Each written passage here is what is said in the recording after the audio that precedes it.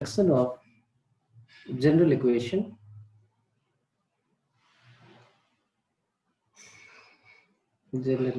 of a straight line in standard form.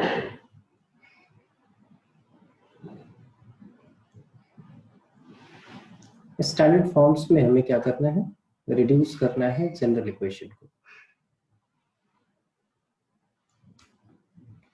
General equation है आपके पास क्या होती थी, तीन ही फॉर्म में आपको रिड्यूस करना है। एक रिड्यूस करना है आपको क्या, इंटरसेप्ट फॉर्म। याद कीजिए इंटरसेप्ट फॉर्म क्या था, इंटरसेप्ट फॉर्म था x by a plus y by b that is equal to 1। इस टाइप का लिखा होना चाहिए। तो ये इक्वेशन आपकी इसमें रिड्यूस होगी। तो बात आती है क्या कि x by a plus y by b 1 कैसे होगा। तो जनरल इक्वेशन हम लेते हैं और कैसे रिड्यूस करेंगे और क्या क्या इंफॉर्मेशन वहां से मिलेंगी। यहाँ पे देखिए जनरल इक्वेशन मैंने ली कैपिटल X, क्योंकि स्मॉल ले फिर आप इसके साथ कंफ्यूज हो, इसलिए मैंने ऐसे लिख लिया ax plus by plus c is equal to 0। अब इसको अगर रिड्यूस करना है तो हमें क्या करना होगा, x और y वाली टर्म एक साइड रखनी होगी और कांस्टेंट टर्म अलग रखना होगा। तो हमने ऐसे लिख लिया x plus by is equal to minus c, लेकिन जो कांस्टेंट है वो अपॉन में होना चाहिए। तो आप बोलो सर इसको दोनों साइड और राइट हैंड साइड में 1 चाहिए, तो c से आप डिवाइड कर लें। तो c से डिवाइड किया हमने, तो लिखा a upon c into X minus B upon C into Y that is equal to Y.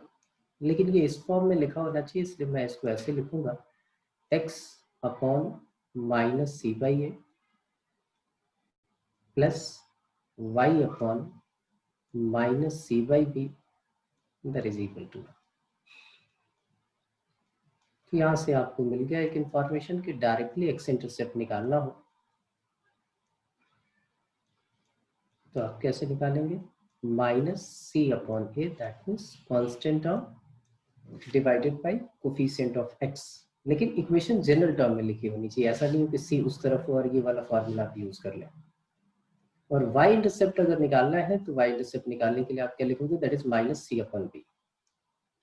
ये कोई बहुत बड़ा फार्मूला नहीं है, बहुत बड़ा कॉन्सेप्ट नहीं है, कुछ भी नहीं है, ये बेवकूफ़ी है। आप बोलोगे सर इंटरसेप्ट जब निकालना है, एक्स एक्सिस को जहां कट करेगा वहां y 0 होगा, तो y हमने 0 रखा, सीधा x की वैल्यू माइनस सी बाई ए आ जाएगी। और y इंटरसेप्ट निकालना है तो x को 0 पुट करो, y सीधा निकाल लो माइनस सी बाई बी। तो ऐसा कुछ याद करने की जरूरत नहीं पड़ेगी, बस इंफॉर्मेशन ये रहनी चाहिए कि ऐसे होता है। जैसे मैं यहाँ पे क्वेश्चन ले लेता हूँ कि 2x plus 3y plus 5 is equal to 0। इसको मुझे इस फॉर्म में रिड्यूस करना है, तो या तो हम पूरा प्रोसीजर फॉलो करें या सीधा हम लिख सकते हैं ये -5 फिर -5 से डिवाइड कर दें, 2x upon -5 plus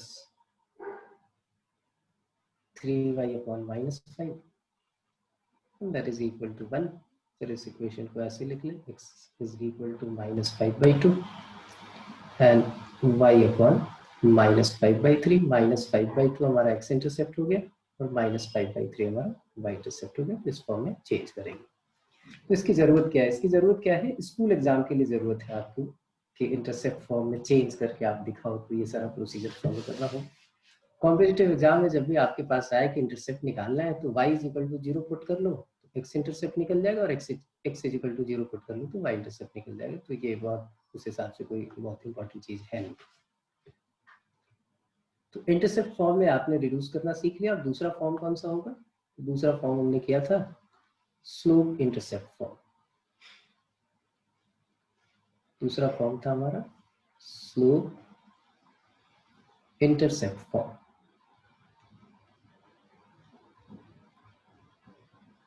slope intercept form क्या होती है,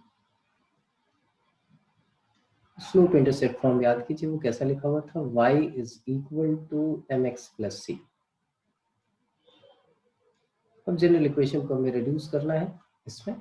जनरल इक्वेशन हमने ले लिया ax plus by plus c that is equal to 0। अब स्लोप इंटरसेप्ट फॉर्म में आपने देखा कि भाई y जो है वो लेफ्ट हैंड साइड होगा, बाकी सारी टर्म्स राइट हैंड साइड में होंगी। तो रिड्यूस करना है तो हमने क्या किया, हमने लिखा by is equal to minus of x minus of c। Finally y is equal to हमने लिख दिया minus a upon b into x minus c upon b। सबसे ज्यादा यही यूज होने वाला है। किसी लाइन का आपको स्लोप निकालना है तो स्लोप क्या होगा, अगर जनरल फॉर्म में लिखा हुआ है तो minus coefficient of x upon coefficient of y, और उसका y इंटरसेप्ट वो पीछे ही आपने सीख लिया है। इस फॉर्म में लिखेंगे तो जो आएगा वो y इंटरसेप्ट आएगा, और y इंटरसेप्ट की वैल्यू क्या है, देखिए माइनस c बाई बी, पीछे भी वही हमारा था माइनस c बाई बी, वो तो सेम ही रहेगा। तो यहाँ स्लोप और y इंटरसेप्ट निकाल रहे हैं। जैसे अगर ये वाली लाइन हमने फिर से वही ले ली कि 2x प्लस 3y प्लस 5, तो सबसे जरूरी वही होगा कि आपको एग्जाम में आएगा कि स्लोप निकालना है, तो स्लोप फटाफट ऐसे निकालना। आपने बोला minus coefficient of x upon coefficient of y, ये खत्म। रिड्यूस करना है स्कूल एग्जाम के लिए तो ऐसे लिखना होगा 3y is equal to minus 2x minus 5, फिर y की वैल्यू आपके पास आ जाएगी क्या, माइनस 2/3x माइनस 5/3, और फिर यहाँ से आप बोलोगे कि m जो है ये होगा हमारा, और y इंटरसेप्ट जो होगा वो हमारा, y इंटरसेप्ट जो है वो हमारा माइनस 5/3। तो मुझे लगता है ये समझ में आ गया। इसमें सबसे जरूरी चीज यही है कि स्लोप किसी स्ट्रेट लाइन से उसका स्लोप जनरल इक्वेशन से स्लोप निकालना आपको आना चाहिए। ये सबसे ज्यादा फ्रिक्वेंटली आपने लिखने वाला है। अब आ जाते हैं तीसरा, किस फॉर्म में रिड्यूस करना है। थर्ड है हमारा क्या, थर्ड रिडक्शन है नॉर्मल फॉर्म में, नॉर्मल या परपेंडिकुलर फॉर्म जिसको बोला था। नॉर्मल फॉर्म क्या था, याद कीजिए। नॉर्मल फॉर्म था x cos theta plus y sin theta is equal to p। ये p क्या होता था, p क्या चीज थी, कौन बताएगा, जितेंद्र, ये p क्या चीज होती है, जितेंद्र, कीर्ति, कोनिका, महक, ये p क्या होते हैं, नंदन,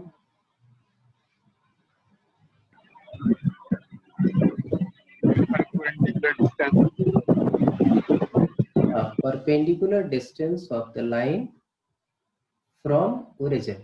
अच्छा डिस्टेंस है तो एक चीज तो दिमाग में आ गई कि आपके डिस्टेंस है तो नेगेटिव तो होगा नहीं। अगर नेगेटिव नहीं होगा तो क्या सीन है, अगर नेगेटिव नहीं होगा तो आप बोलोगे सर ये कहानी ऐसी है कुछ, जब जनरल इक्वेशन आप लोगे तो आपको c को पॉजिटिव रखना होगा।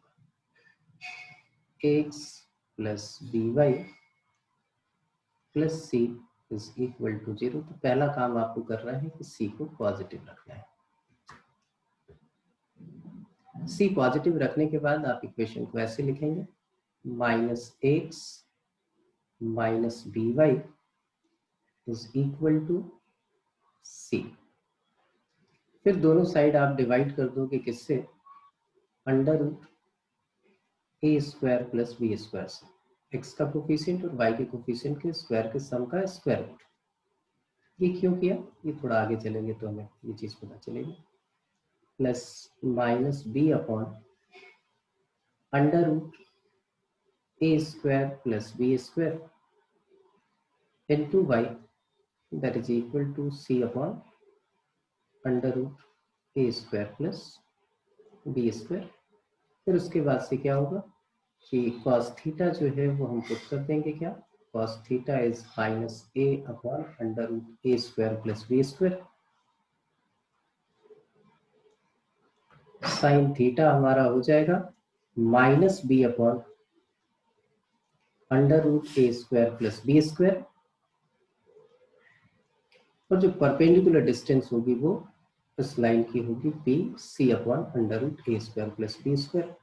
एक चीज पता चल गई आपको कि अगर परपेंडिकुलर डिस्टेंस किसी लाइन का निकालना है तो आप सीधा लिख सकते हो C upon under root A square plus B square from origin.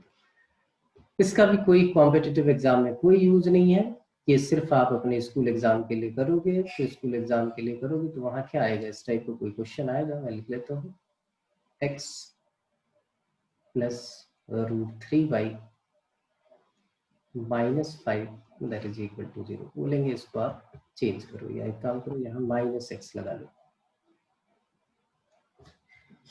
क्या यूज कर लो यहाँ माइनस एक्स। अब इसको हमें रिड्यूस करना है किसमें, नॉर्मल फॉर्म में। तो सबसे पहले कंडीशन क्या होता है कि c पॉजिटिव रखना है, तो आपने ऐसे लिख लिया minus X plus root 3y that is equal to 5। फिर क्या करना है आपको, डिवाइड करना है। किससे डिवाइड करना है, तो आप डिवाइड करोगे रूट 2 से। रूट 2 से क्यों डिवाइड किया, क्योंकि a की वैल्यू क्या है यहाँ -1, b की वैल्यू क्या है रूट 3। अब under root A square plus B square क्या हो जाएगा, चेक कर लीजिए, ए स्क्वायर प्लस बी स्क्वायर हो जाएगा हमारा क्या, अच्छा रूट 3 है ना, तो 2 ये आ जाएगा हमारे पास क्या 2। तो माइनस हाफ ये आ गया हमारे पास, 3 प्लस 1 4, तो ये 2 आ गया। 2 से आपने डिवाइड किया into X plus root 3/2 y that is equal to 5। अब आपने लिखा cos थीटा की वैल्यू क्या है, cos थीटा हमारे पास है माइनस हाफ, और साइन थीटा जो है वो हमारे पास है रूट 3/2। साइन पॉजिटिव है, cos नेगेटिव है, कौन सा क्वाड्रेंट होगा, सेकंड क्वाड्रेंट। तो आपको थीटा कौन से क्वाड्रेंट का लेना है, सेकंड क्वाड्रेंट का लेना है। साइन थीटा रूट 3/2 कब होता है, 60 डिग्री पे। सेकंड क्वाड्रेंट का लेना है तो कितना हो जाएगा 120 डिग्री। थीटा की वैल्यू हमारे पास आ गई 5 माइनस 5/3 दैट मीन्स 2π/3। ये चीज क्लियर सबको। अब इक्वेशन को आप इस फॉर्म में लिख दोगे कि x cos 2π/3, ये आपके स्कूल एग्जाम में पक्का आता है, और y into sine 2π/3 that is equal to 5। ये रिड्यूस कर दिया आपने किसमें, नॉर्मल फॉर्म में। ठीक है, कोई दिक्कत, 5/2 आएगा। अच्छा 2 से डिवाइड किया 5/2, बिल्कुल सही, यहाँ पे 5/2 यहाँ पे 5/2। ठीक है, ठीक है, याद है, कोई प्रॉब्लम नहीं किसी को भी। तो रिडक्शन आपके, रिडक्शन आ गया आपको। अब रिडक्शन से आगे हमें करना क्या है, रिडक्शन से आगे जैसे बढ़ते हैं तो हमें अब फिर से उस स्लोप वाले कॉन्सेप्ट पे आना है। हमें करना है कि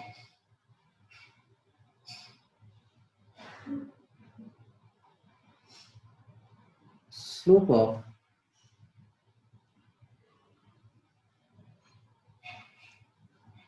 parallel and perpendicular lines. Slope of parallel and perpendicular lines है तो बहुत सिंपल सा कॉन्सेप्ट है। आप देखो, कुछ भी इसमें याद रखने की जरूरत नहीं है, आपको सीधा दिख रहा है कि दो लाइन है और वो इक्वली इंक्लाइंड है एक्स एक्सिस के साथ। ये लाइन एक ये है, एक दूसरी लाइन ले लेते हैं, ये लाइन भी इक्वली इंक्लाइंड है एक्स एक्सिस के साथ। आपको बोला जाए ये एंगल थीटा है, ये भी एंगल थीटा है, तो आप वैसे ही बोल सकते हो प्लेन ज्योमेट्री से कि सर ये दोनों लाइन जो है ये ट्रांसवर्सल होगी, ये दोनों लाइन जो है वो पैरेलल होगी। इसके स्लोप को हम m1 लिखते हैं, तो m1 क्या आएगा, m1 आ जाएगा हमारे पास क्या, that is tan theta. m2 क्या आ जाएगा, दैट इज ये भी tan थीटा। जब भी दो लाइंस हो उनके स्लोप इक्वल हो, m1 is equal to m2 हो जाए, तो लाइंस क्या होंगी पैरेलल। और पैरेलल लाइंस होंगी, ये बोथ डायरेक्शनल है, तो दोनों के स्लोप इक्वल होंगे, राइट। इसका क्या फायदा वो भी देखेंगे। तो ये हो गया आपके पास। अब परपेंडिकुलर लाइन के बारे में सोचते हैं कि भाई परपेंडिकुलर लाइन वाली कहानी क्या है। तो परपेंडिकुलर लाइन की कहानी के लिए हमने यहाँ पे वाई एक्सिस बनाया, ये हमने एक्स एक्सिस बना लिया। हमने माना कि भाई एक लाइन है जो किसी एंगल पे इंक्लाइन है, यहाँ पे दूसरी जो है लाइन वो इस पे परपेंडिकुलर है।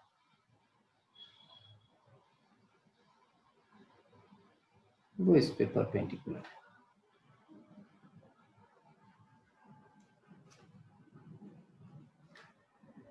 तो देखिए छोटी छोटी चीजें, नॉर्मली कुछ याद करने का होता नहीं, आपको बस ये बात याद रखनी होती है। ये पहली लाइन है, ये थीटा 1 एंगल बना रही है, ये जो है वो थीटा 2 एंगल बना रही है, और इन दोनों के बीच का एंगल जो है वो 90 डिग्री है, both are perpendicular to each other. तो थीटा 2 थीटा 1 में क्या रिलेशन होगा, तो आप ये बोल सकते हो कि sir theta 2 is equal to theta 1 plus pi by 2। Any problem, बोल सकते हो। अब इस लाइन का स्लोप क्या होगा, तो इस लाइन का स्लोप होगा, आप बोलो इस लाइन का स्लोप आप m1 ले लो, m1 को आप लिख लो tan थीटा 1। इस दूसरी वाली लाइन का स्लोप क्या होगा, दैट इज m2, इसको क्या लिखोगे tan थीटा 2। तो हमें m की टर्म्स में रिलेशन चाहिए, तो हमने दोनों साइड tan रिलेशन ले लिया, तो हमने लिखा tan थीटा 2 इसके इक्वल होगा tan pi by 2 plus theta 1। tan theta 2 हमारे पास क्या हो गया, दैट इज m2, और tan pi by 2 plus theta 1 ये क्या हो जाता है, माइनस ऑफ कॉट थीटा 1। यहाँ पे आपने लिखा ये m2 है, और ये हमारे पास आ गया माइनस ऑफ 1/m1। इसका मतलब m1 इंटू m2 हमारे पास कितना आ गया, that is equal to -1।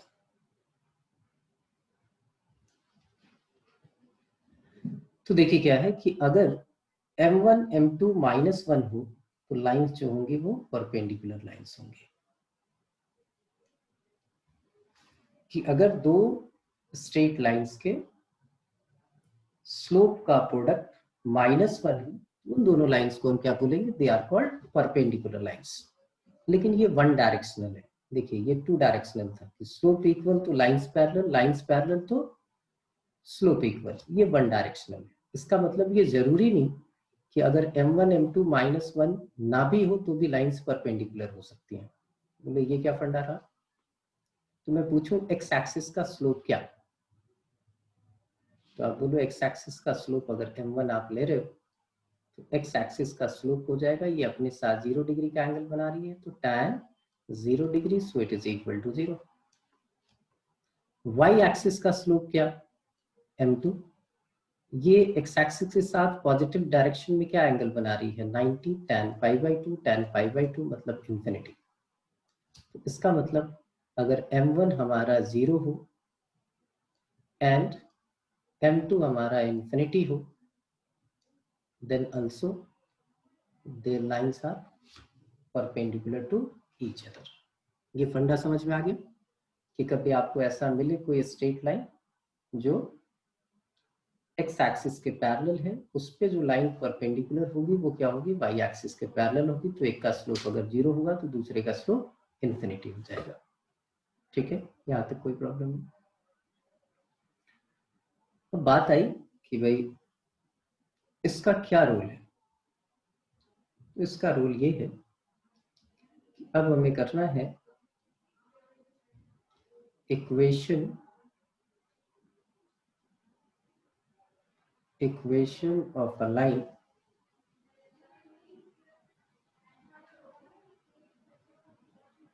which is parallel to which is parallel to a given line.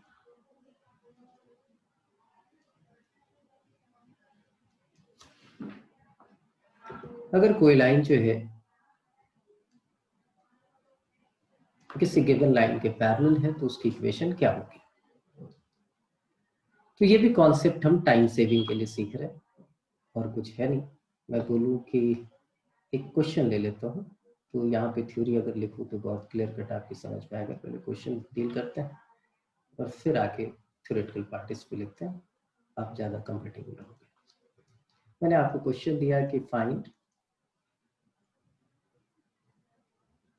find the equation of a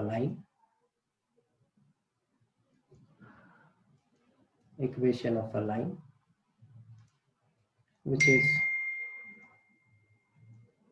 parallel to 2x plus 3y minus 1 is equal to 0 and passing through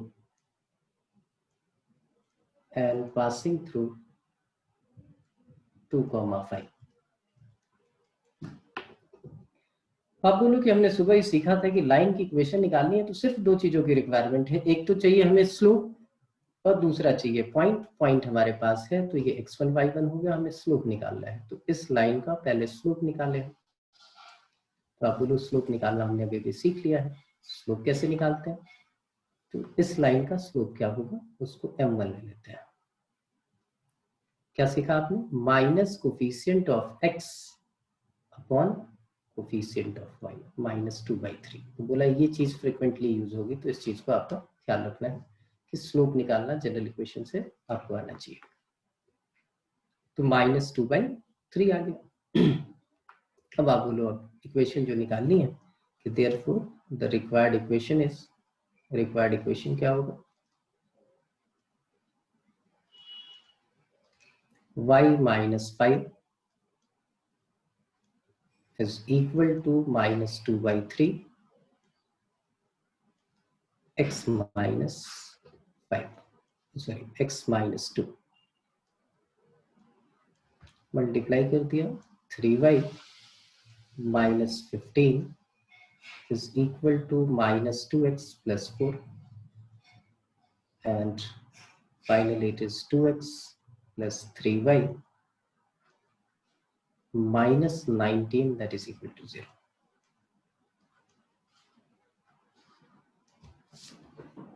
ठीक है, अब देखिए क्या है, इस equation को ध्यान से देखो और इस इक्वेशन को देखो। x और y के कोफिशिएंट देखिए, दोनों के सेम। वो सेम क्यों होंगे? सेम होंगे या प्रोपोर्शनल होंगे। ज्यादा से ज्यादा इसको अगर 2 से मल्टीप्लाई कर दो तो भी ये सेम लाइन रहनी है, 4x plus 6y minus 38 that is equal to 0। तो x और y का कोफिशिएंट हमेशा सेम रहेंगे। तो आप बोले इतना करने की जरूरत ही नहीं सर। तो यहाँ पे मैं जो लिख रहा हूँ वो क्या है कि equation of line parallel to x plus by plus c is equal to 0 is x plus by, ये दोनों पार्ट सेम रखेंगे और कांस्टेंट टर्म अलग होगा, plus k is equal to 0 कर देंगे। अब बोलो ये क्या चीज है? तो अब देखो, अब इस क्वेश्चन को मुझे करना था तो मैं इस क्वेश्चन को ऐसे करने जा रहा हूँ। मुझे देखा अच्छा इस लाइन के पैरेलल चाहिए, तो उस लाइन की इक्वेशन हो जाएगी 2x plus 3y plus k is equal to 0। ये लाइन जो है वो किससे पास कर रही है? 2, 5 से पास कर रही है, तो उसकी इक्वेशन को सेटिस्फाई करेगी। हमने यहाँ पे पुट कर दिया ये 4, 5 3 15 प्लस के दैट इज इक्वल टू 0। तो यहाँ से के की वैल्यू हमारे पास क्या आ गई? That is -19। यहाँ उठा के पुट कर दिया और हमारी इक्वेशन आ गई। तो 3 स्टेप में आपका काम हो गया। ये बात आपकी समझ में आ गई होगी कि भाई अगर पैरेलल है तो उसकी इक्वेशन में क्या डिफरेंस होगा? सिर्फ कांस्टेंट टर्म का। और उस कांस्टेंट टर्म को निकालने के लिए आपके पास डायरेक्टली इनडायरेक्टली कोई ना कोई इंफॉर्मेशन गिवन होगी। आपको ये ना बोले कि भाई 2, 5 से पास कर रहा है, आप बोल दे कि x इंटरसेप्ट ये है या y इंटरसेप्ट ये है, ऐसा कुछ देते तो भी आप निकाल सकते हो के की वैल्यू। आप इसका x इंटरसेप्ट निकाल लोगे और वहां पे उठा के पुट कर दोगे। ये चीज क्लियर हो गई, कोई दिक्कत नहीं। अब दूसरा इसमें क्या सीखना है, तो दूसरा हमें सीखना है equation of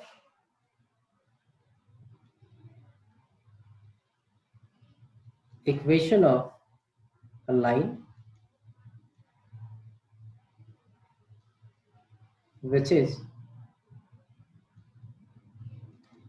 perpendicular to a given line।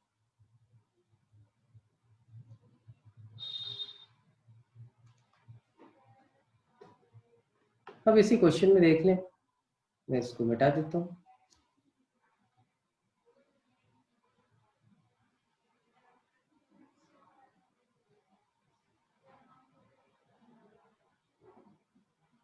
मैं इसको मिटाता हूं और मैं इस क्वेश्चन को चेंज कर देता हूं कि find the equation of a line which is perpendicular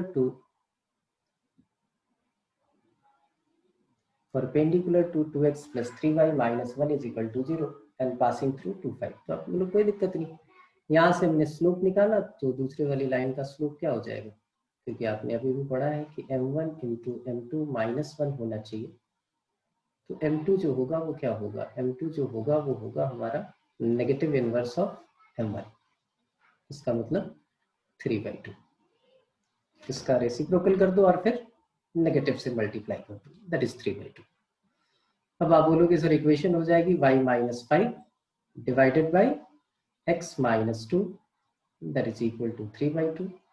cross multiply करते हैं, that is 2y minus 10 that is equal to 3x minus 6।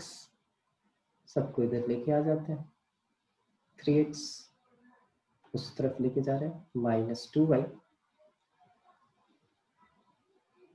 Plus 4 that is equal to 0। अब यहाँ इन दोनों को ध्यान से देखो, ये 2x प्लस 3y है, ये क्या है 3x प्लस 2y है। ऐसा लग रहा है ये दोनों आपस में इन्होंने अपना कोफिशिएंट एक्सचेंज कर लिया, बिल्कुल एक्सचेंज करेंगे तभी तो -1 आएगा। ये 2/3 है तो वो 3/2 होना चाहिए, तो कोफिशिएंट ऑफ वो जो है वो 3 होना चाहिए और ये होना चाहिए, और इन दोनों का प्रोडक्ट -1 होना चाहिए, तो किसी एक का साइन आप चेंज कर दोगे। अब किसी एक का साइन चेंज करोगे तो इसका मतलब क्या है कि equation of line perpendicular to ax plus by plus c is equal to 0 is क्या होगा, bx minus ay plus k is equal to 0। आप दोनों को एक्सचेंज कर दो, किसी एक का साइन चेंज कर दो, ये भी हो सकता था minus bx plus ay plus k is equal to 0। ये आपकी मर्जी है, आप ऐसे करो आप ऐसे करो। अब देखिए इसी क्वेश्चन को अगर अटेम्प्ट करते हैं तो ये कितना आसान हो जाता है। हमने बोला कि भाई 2x प्लस 3y माइनस 1 पे परपेंडिकुलर कोई लाइन है, तो चलो भाई एक्सचेंज कर देते हैं। तो हमने इधर कर दिया 3x, उधर कर दिया minus 2y plus k is equal to 0। ये लाइन जो है वो किससे पास कर रही है, 2 5 से, 2 5 हमने पुट कर दिया, ये 6 minus 10 plus k is equal to 0। तो k की वैल्यू क्या आ गई हमारे पास, k की वैल्यू आ गई 4। k की वैल्यू 4 आ गई तो ये हमारे पास क्या हो गया, that is 3x minus 2y plus 4 is equal to 0। इससे क्या होता है, आपको बहुत टाइम सेव हो जाता है। ठीक है, ये दोनों बातें आपकी समझ में आ गई होंगी। तो फिर आगे जो है प्रोसीड करते हैं। अब एक और कॉन्सेप्ट हमें सीखना है, वो क्या है,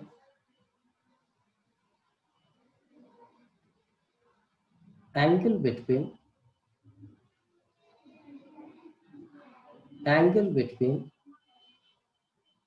टू लाइंस। दो लाइंस के बीच का एंगल कैसे निकालें। फिर से हम कुछ नहीं करते, कोई फार्मूला नहीं, सब कुछ आप निकाल सकते हो। आपने बोला एक स्ट्रेट लाइन ये है, दूसरी स्ट्रेट लाइन हमारे पास ये है,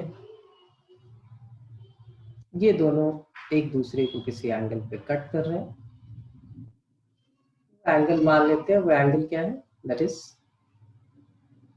अल्फा। ये पॉजिटिव डायरेक्शन में θ1 एंगल से इंक्लाइंड है, ये किससे इंक्लाइंड है, ये θ2 से इंक्लाइंड है। आपने लिख दिया कि θ2 माइनस θ1 या θ2 is equal to θ1 plus alpha. तो अल्फा की वैल्यू क्या आ जाएगी, दैट इज θ1 माइनस θ2। अब यहाँ पे दोनों साइड टैन रिलेशन ले लेते हैं, तो ये आ गया tan alpha. Tan alpha is equal to tan θ1 minus θ2। अब टैन ए माइनस बी का फॉर्मूला यूज करें, तो tan θ1 minus tan θ2 divided by 1 plus tan θ1 into tan θ2। Tan θ1 का मतलब क्या हुआ, फर्स्ट लाइन का स्लोप, तो उसको m1 लिख सकते हैं आप, m1 minus m2 divided by 1 plus m1 m2। अब बोलो एंगल तो दो है सर, एक अल्फा है और दूसरा पाई माइनस अल्फा है, बिल्कुल सही। तो आप क्या करो, इसके साथ मॉड साइन लगा दो, एक्यूट एंगल आ जाएगा, 180 से माइनस कर दोगे तो दूसरे वाला एंगल आ जाएगा। ये कहानी हो गई। तो इसका मतलब अगर दो लाइंस के बीच का एंगल निकालना है तो दोनों का स्लोप निकालेंगे, यहाँ पे पुट कर देंगे, टैन अल्फा आ जाएगा। फिर अगर नोन वैल्यू होगी तो अल्फा निकल जाएगा, अदरवाइज हम अल्फा को टैन इनवर्स जो भी वैल्यू होगी वो लिख देंगे।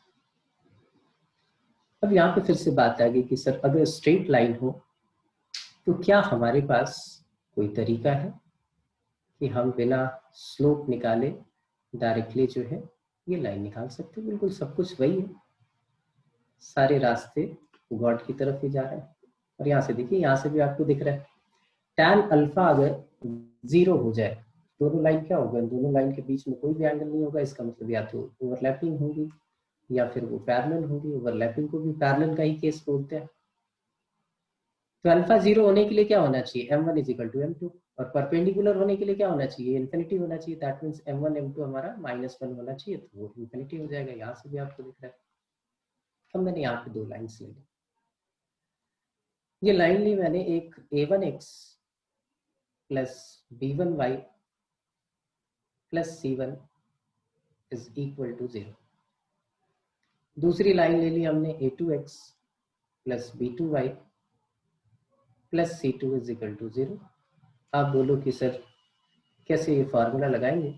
पहली लाइन का स्लोप निकालते हैं। स्लोप कैसे निकालना सीखा, बोला था ना, स्लोप निकालना सबसे ज्यादा यूज होगा, minus coefficient of x upon coefficient of y। और m2 क्या हो जाएगा, माइनस a2 अपॉन b2। अब इस वाले में हमने उठा के पुट कर दिया, तो देखिए टैन अल्फा क्या आएगा, tan alpha is equal to mod of minus a1 upon b1 plus a2 upon b2 divided by 1 plus, दोनों नेगेटिव है तो ये यही रहेगा, a1 a2 b1 b2।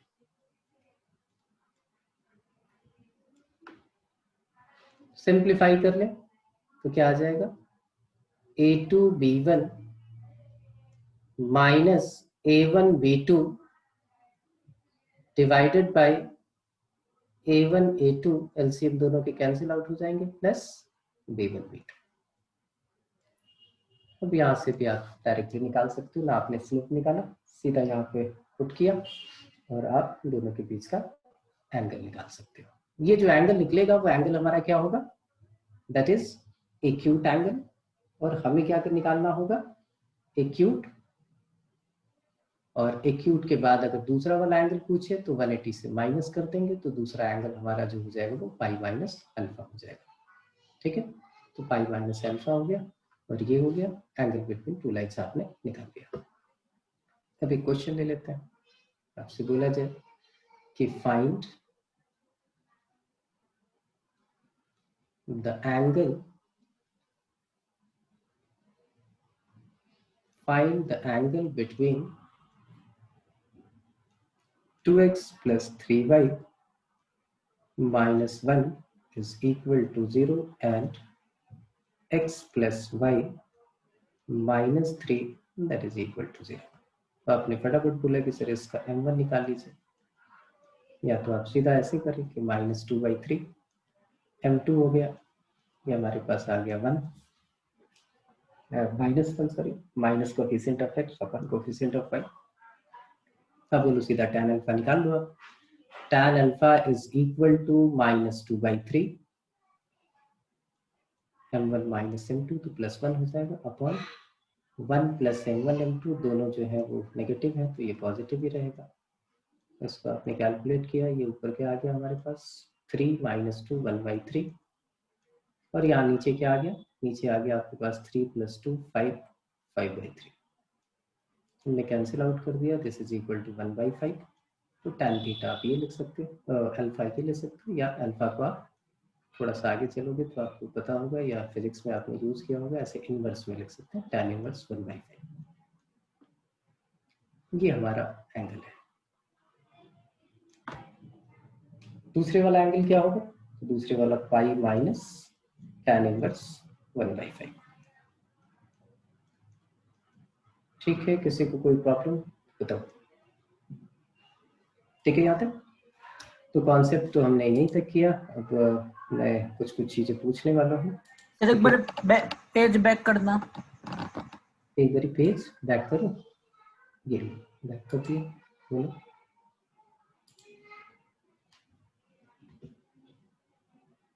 क्या दिक्कत है?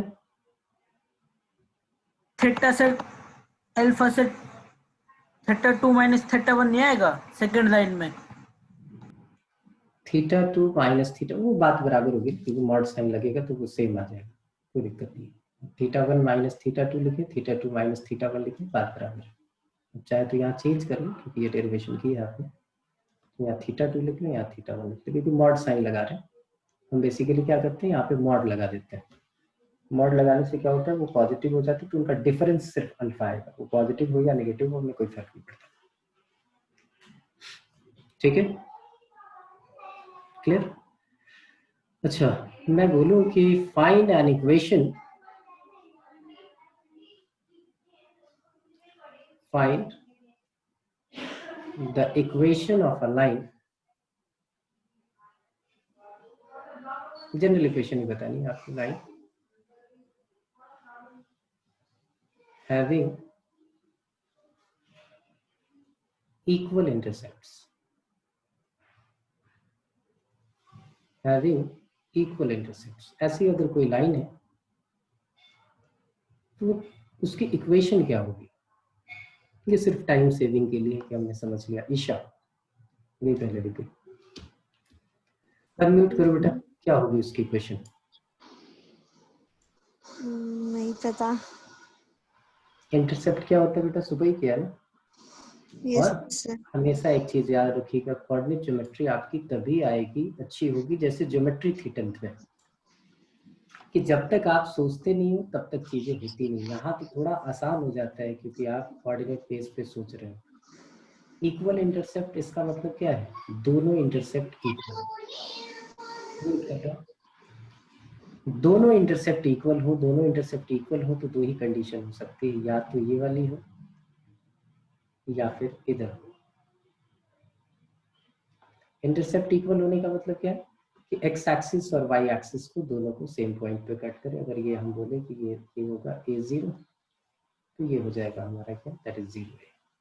ये इंटरसेप्ट सेम, और इंटरसेप्ट आपको बताया था कि इंटरसेप्ट डिस्टेंस नहीं होता, तो ये दिमाग में नहीं रखना है कि सर a और माइनस a तो बात बराबर है।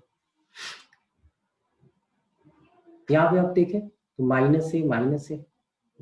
0, यहाँ पे भी 0 माइनस है। आप बोलो ये भी करने की जरूरत नहीं थी, आपने बोला था कि इंटरसेप्ट फॉर्म आपने सिखाया हुआ है, वो इंटरसेप्ट फॉर्म हम यहाँ लगा देते हैं। दोनों का इंटरसेप्ट सेम ले लेते हैं, x/a y/a that is equal to 1। That means equation ये हो सकती थी x + y is equal to a, या इक्वेशन ये हो सकती थी x upon minus a plus y upon minus a that is equal to 1। That means equation ये हो सकती है x + y is equal to -a। तो जब भी आपके पास क्वेश्चन आ जाए कि find the equation of a line having equal intercept, तो दो इक्वेशंस ऐसी हो सकती हैं, एक x plus Y is equal to A और दूसरा x plus Y is equal to minus A. ठीक है, नेक्स्ट हम आ जाते हैं। नेक्स्ट ऐसी टर्मिनोलॉजी आएगी, उसमें क्या यूज करना है, find the equation of a line which is equally inclined to the axes, दोनों एक्सिस से इक्वली इंक्लाइंड। अब इक्वली इंक्लाइंड हो इसका मतलब क्या है, एक्स एक्सिस के साथ जितने डिग्री का एंगल बना रही है, वाई एक्सिस के साथ भी उतने डिग्री का एंगल बना रही है। उसको कोई मतलब नहीं है कि वो स्लोप है या क्या है। देखिए क्या क्या कहानी होगी। स्टोरी ये हो सकती है कि इक्वली इंक्लाइंड है, तो ये है, उसको इक्वली इंक्लाइंड बोलेंगे क्योंकि ये भी एंगल 45, ये एंगल और ये एंगल इक्वल, ये 90 है, आइसोसेलेस ट्रायंगल हो जाएगा, तो ये 45 हो गया। इक्वली इंक्लाइंड है तो आप बोलो सर ऐसे भी तो हो सकता है, ये 45 ये 45, ऐसे भी तो हो सकता है और ऐसे भी। ऐसी कितनी लाइन बन सकती हैं, ऐसी 4 लाइंस बन सकती हैं। अब देखो इस वाली लाइन का, ये लाइन कितने डिग्री का एंगल बना रही है, 135। इसके स्लोप की बात करें तो कितना होगा, ये tan 135 दैट मींस -1। ये पॉजिटिव मैनर में कितने डिग्री का एंगल बना रही है, ये बना रही है 45 का। तो इसका स्लोप अगर निकालें, ये m1 मान लेते हैं, इस वाली लाइन को m2 मान लेते हैं, तो इसका स्लोप कितना 1। ठीक है, इस वाली लाइन की बात करें तो ये वाला लाइन देखो पॉजिटिव डायरेक्शन में क्या एंगल बना रहे हैं, 135। इस लाइन की अगर स्लोप की बात करें तो ये -1, और ये फोर्थ वाली लाइन कितने डिग्री का एंगल बना रही है, ये पॉजिटिव मैनर में 45 डिग्री का एंगल बना रहे हैं, इसलिए m4 इज इक्वल टू 1। तो आप बोलो उस लाइन की इक्वेशन होगी, सिर्फ आप स्लोप के बारे में प्रेडिक्ट करो तो y is equal to mx plus c होता है, तो plus minus x plus c। c की वैल्यू निकालने के लिए आपके पास कुछ ना कुछ गिवन होगा, आप निकाल सकते हो। आप बोलो सर इक्वली इंक्लाइंड की बात कर रहे हो, तो एक केस तो और बन सकता है, वो केस क्या होगा, तो आप बोलोगे सर वो केस ये हो सकता है कि इक्वली इंक्लाइंड आपने बोला है तो वो लाइन जो है ऐसे भी तो पास कर सकती है, वो लाइन ऐसे भी तो पास कर सकती है। वो दोनों एक्सिस के साथ अभी भी आपके स्टेटमेंट के हिसाब से इक्वली इंक्लाइंड है, वो लाइन इधर से भी तो पास कर सकती है, ऐसे भी पास कर सकती है।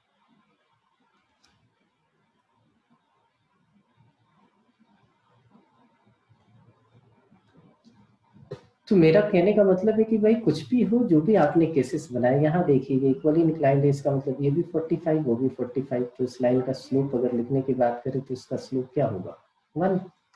और ये 45 बना रहे हैं, लेकिन ये पॉजिटिव मैनर में कितना बना रहा है 135, तो इस लाइन का स्लोप क्या होगा, दैट इज -1। तो जब भी कभी ऐसा आ जाए कि भाई line which is equally inclined to the axis, तो आपको क्लियर हो जाना चाहिए कि उसका स्लोप या तो 1 होगा या -1 होगा, दो केसेस बनेंगे। ओरिजिन से अगर पास करेगी तो ये वाली लाइन होगी, अगर इस वाले केस की बात करें तो y इज इक्वल टू वो क्या होगा प्लस माइनस एक्स क्यूब। आपको पता है ओरिजिन से पास कर रही है तो 0 0 सेटिस्फाई करेगा, आप पुट करेंगे तो c की वैल्यू हमारे पास क्या आ जाएगी, दैट इज इक्वल टू 0। तो ये आपके पास आ गया। यहाँ तक सब कुछ क्लियर, किसी को कोई डाउट तो पूछ ले अभी, कोई प्रॉब्लम है नहीं। अच्छा एक छोटी सी बात और, वो क्या है कि area of the triangle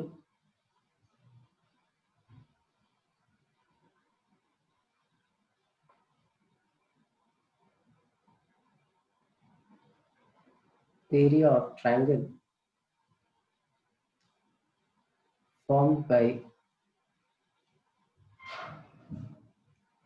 ax plus by plus c is equal to 0, x axis and y axis। बोलो ये क्या कहानी? एक बात तो पक्की हो गई, वो आप लोगों ने देख लिया कि अगर जनरल इक्वेशन होगी, स्टार्ट ही हमने यहीं से किया था, तो जनरल इक्वेशन होगी और ए बी सी तीनों की टर्म है, तो वो लाइन जो है वो एक्स एक्सिस और वाई एक्सिस को कट करके जाएगी। दैट मीन्स एक्स इंटरसेप्ट और वाई इंटरसेप्ट दोनों होगा। अब बोलो क्या ऐसा हो सकता है कि कभी कभी इंटरसेप्ट नॉट डिफाइन हो जाए? बिल्कुल हो सकता है। अगर कोई लाइन वाई एक्सिस के पैरेलल है तो उसका एक्स इंटरसेप्ट तो एग्जिस्ट कर रहा है, वाई इंटरसेप्ट नहीं करेगा। ये बना के देख लेते हैं, बाद में मिटा लेंगे। अगर मैं बोलूं कि अगर कोई लाइन जो है वो वाई एक्सिस के पैरेलल है, इसका पूछे एक्स इंटरसेप्ट क्या है, एक्स इंटरसेप्ट आप बता दो ए है, वाई इंटरसेप्ट नॉट डिफाइन। यही लाइन जो है अगर इसके पैरेलल हो जाए, अब इसका वाई इंटरसेप्ट आपको दिख रहा है, एक्स इंटरसेप्ट आपको नहीं दिख रहा, तो x intercept is not defined. लेकिन ए बी और सी तीनों की टर्म होगी, ये लाइन एक्स इंटरसेप्ट भी होगा इसका और वाई इंटरसेप्ट भी होगा। अब ये जो ट्रायंगल फॉर्म हो रहा है, इस ट्रायंगल का एरिया क्या होगा? बोलो बहुत इजी है, इसमें तो कुछ सीखने की जरूरत नहीं। एक्स इंटरसेप्ट आपने अभी अभी बताया था कि एक्स इंटरसेप्ट क्या होता है, वाई को 0 पुट करके माइनस सी बाई, ये लेंथ हमारा माइनस सी बाई आ गया। और वाई इंटरसेप्ट निकालना है तो एक्स को 0 पुट कर दिया, ये हमारे पास क्या आ गया? अगर इस पॉइंट की बात करें तो 0 माइनस सी बाई बी। ये कंफ्यूजन नहीं रहनी चाहिए कि सर ये नेगेटिव है तो नीचे होना चाहिए, हो सकता है सी नेगेटिव, इसलिए कुल मिला जुला के माइनस सी बाई बी मैंने रेशियो माना है कि ये पॉजिटिव रेशियो आ रहा है और माइनस सी बाई ये पॉजिटिव रेशियो आ रहा है। इस नेगेटिव साइन का कोई लेना देना नहीं, हो सकता है सी और ए में से कोई एक नेगेटिव हो। मुझे इसका एरिया निकालना है। आप बोलो राइट एंगल ट्रायंगल है, बहुत आसान है।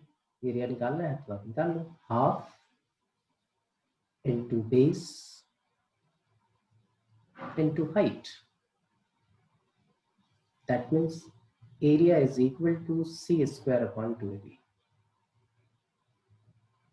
एरिया है तो आप मॉड साइन में लिखोगे, हो सकता है ए और बी के साइन जो है वो डिफरेंट हो, तो नेगेटिव आंसर आए, तो नेगेटिव तो लिख के नहीं आ सकते, आप पॉजिटिव लिखोगे।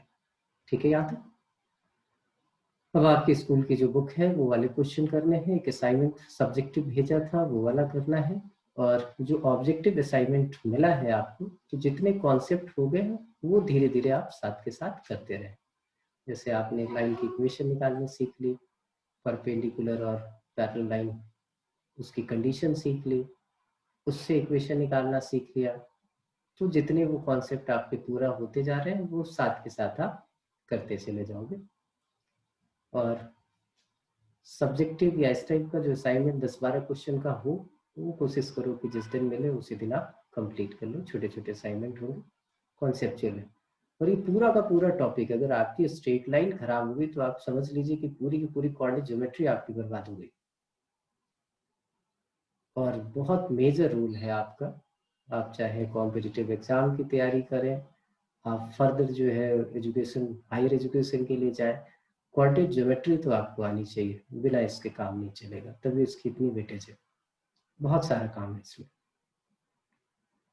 और हमेशा याद रखना आप कि हर इंजीनियरिंग वालों का एक ही सपना होता है कि उनको ब्रांच जो है वो कंप्यूटर साइंस मिल जाए, और कंप्यूटर साइंस जो है उसी की अच्छी होगी जिसकी मैथमेटिक्स अच्छी हो, क्योंकि वहाँ जो प्रोग्रामिंग होती है उसमें जो लॉजिक लगता है वो बहुत सारे मैथमेटिकल लॉजिक लगते हैं, और मैथ्स के ऐसे टॉपिक हैं उन पे प्योरली बेस्ड होते हैं। तो वो चीज़ अगर क्लियर है तो आपसे बेहतर कोई नहीं होगा, नहीं तो आप उसी भीड़ में शामिल हो जाएंगे जैसे बाकी लोग होते हैं, छोटे छोटे इंस्टीट्यूट से कंप्यूटर का छोटा मोटा कोर्स कर लिया, उनकी कोई वैल्यू नहीं है। आपका लॉजिक तभी क्लियर होगा। तो मैथमेटिक्स बेसिकली क्या है, एक जिम की तरह है जहाँ आपका मेंटल डेवलपमेंट हो रहा है। आप इसको सब्जेक्ट की तरह मत लो, और जितना आप सोचोगे उतना बढ़िया हो जाएगा। ये दूसरे सब्जेक्ट को भी हेल्प कर रहा है। आपका मैथ्स से आपकी लॉजिकल पावर अच्छी हो जाए तो आपकी रीजनिंग अच्छी हो जाएगी, रीजनिंग अच्छी हो जाएगी तो आपका सब्जेक्ट में डेप्थ भी बहुत अच्छा हो जाएगा। आप ट्रेडिशनल तरीके से कुछ याद नहीं करोगे हिस्ट्री की तरह। हिस्ट्री में भी बहुत लॉजिक है, हिस्ट्री भी बहुत बेहतरीन सब्जेक्ट है, लेकिन हमने उसको पढ़ने का तरीका उसका गलत था, हमने उसको रट्टा मारा। ये कहानी है, ठीक है। तो फिर कल अपने सेम टाइम मॉर्निंग वाले टाइम में मिलते हैं और इसको आगे करेंगे। तब तक आप लोग क्वेश्चन करते रहें, कोई दिक्कत हो व्हाट्सएप करते रहें और क्वेश्चन पूछते रहें, क्योंकि अभी बहुत बड़ा टॉपिक है, तो मैं बहुत सारे कॉन्सेप्ट अभी करने हैं, ठीक है। तो इसको ख़त्म करने के लिए लास्ट में ही टाइम मिलेगा तो मैं डाउट ले पाऊंगा, अदरवाइज तो आपको डाउट डेली टू डेली जो है व्हाट्सएप करके आप पूछते रहिए। बहुत बारी होता है कुछ बच्चों के डाउट मैं नहीं बता पाया, महक है, मैं कोशिश करूंगा बेटा। क्लासेस बहुत ज़्यादा हो रही हैं, ड्रॉपर्स वालों की भी हो रही हैं, तो मैं कोशिश करूंगा आपका जो आया है एक बारी मैं उसको देख के आपके डाउट भेज दूँ, ठीक है बेटा। कल मिलते हैं फिर, कितने बजे टाइम आपको पता है? 11:30 आपसे मुलाकात है।